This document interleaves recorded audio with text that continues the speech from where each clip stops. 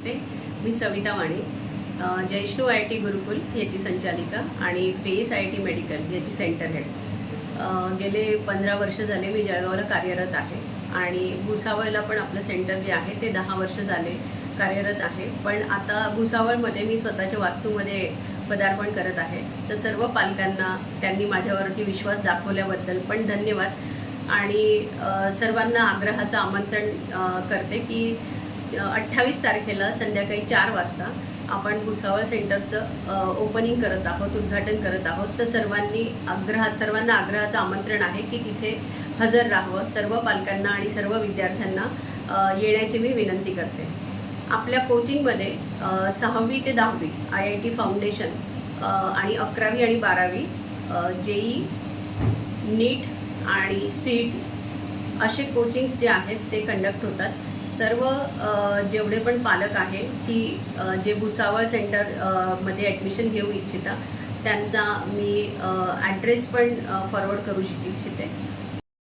असं आहे की प्लॉट नंबर 8 NK नारखेडे स्कूलच्या मागे, आपण त्याला पत्री शाळा म्हणतो, पत्री शाळेच्या मागे मागच्या बाजूला हा क्लास आहे तो कार्यरत आहे.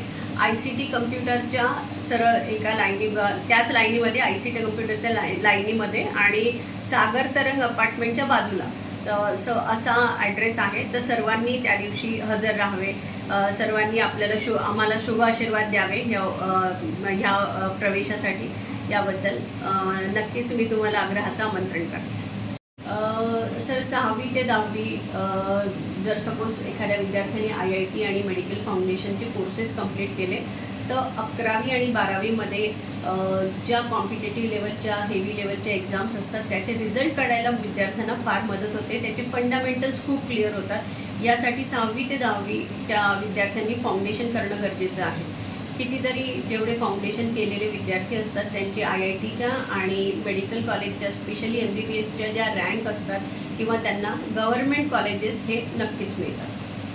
आत्ता जो रिझल्ट आलेला आहे अथर्व चव्हाण हा 99.78% मिळून JEE मेन्समध्ये जानेवारी अटेम्प्टमध्ये खूप चांगला रिझल्ट त्याने तो इथे घेऊन आलेला आहे. त्याचबरोबर त्याचं physics olympiad, chemistry olympiad, maths olympiad तिघांमध्ये सिलेक्शन आहे आणि तो 1% स्टेट टॉपरला आहे. तसेच क्षितिज वारके माझा 9th स्टँडर्डचा विद्यार्थी आहे. त्याने पण NSC JS आणि मॅथ्स ऑलिम्पियाड या दोघंही एक्झाममध्ये खूप चांगलं यश संपादन केलेलं आहे.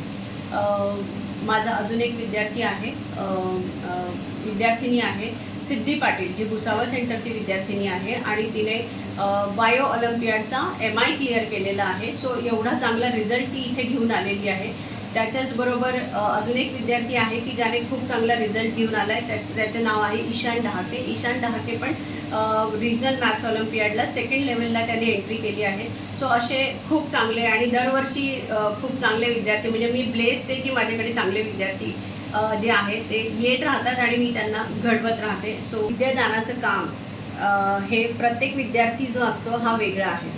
प्रत्येक विद्यार्थ्याला असं वाटतं की मी खूप चांगल्या लेवलला प्रत्येक आईवडिलांना असं वाटतं की माझा जो पाल्य आहे तो एका चांगल्या लेवलला जो आहे हा प्रिपरेशन करत असतो. पण तरी पण जर सपोज मी असं जो 14 वर्ष झाले जे ऑब्झर्व केलेलं आहे की एखादा विद्यार्थी जर सेंटरला अभ्यास करतो तर त्याचा वेळ जो आहे तो वाया जात नाही.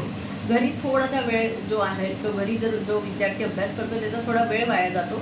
म्हणून आम्ही गुरुकुल संकल्पना इथे स्थापन करून सर्व विद्यार्थ्यांना इथेच सेंटरलाच अभ्यास करून घेण्याची संकल्पना इथे स्थापन केली आहे आणि त्याचं इतकं उत्तुंग प्रतिसाद, मुलं पण मला खूप जास्त या सगळ्या गोष्टीला कोऑपरेट करतात.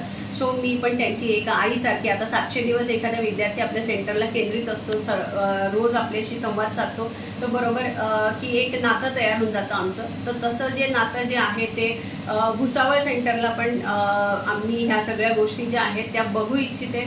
जळगावला तर चालूच आहे पण भुसावळला पण ह्या सगळ्या गोष्टी ज्या आहेत ह्या आम्ही करण्याच्या मागे आहे. तर मला सर्व पालकांनी पण या गोष्टीला साथ द्यावी अशी नम्र विनंती.